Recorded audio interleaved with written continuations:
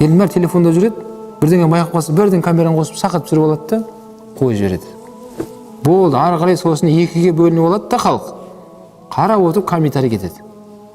Жерге алып, жерге салып ана адамды. Олар біліп жатқан жоқ, ол қандай нәрсе ол. Өте ықтият болу керек бауырлар. Сахабалар барынша бір-бірінің кемшілігін ашуға емес, олар жасыруға тырысатын еді дейді. Абу Бакр Сыдық айтқан, бауырымның арақ ішіп, үйтіп ішіп атқанын айтқанымнан деген, оны жасырған маған әлде қайда артық деп айтқан Абу Бакр Сыдық. Оған дұға қыламын мен деген. Алла оған хидаят берсін деп дұға қылғаным артық деп айтқан Абу Бакр Сыдық. Ал бізде ше, Құдай бетін аулақ етсін, қазір лабағатаның жамағатында біреу ана жерде темекі шегіп тұрғанын көріп қалса, телефонға түсіріп, оны неге қойып жіберуі мүмкін?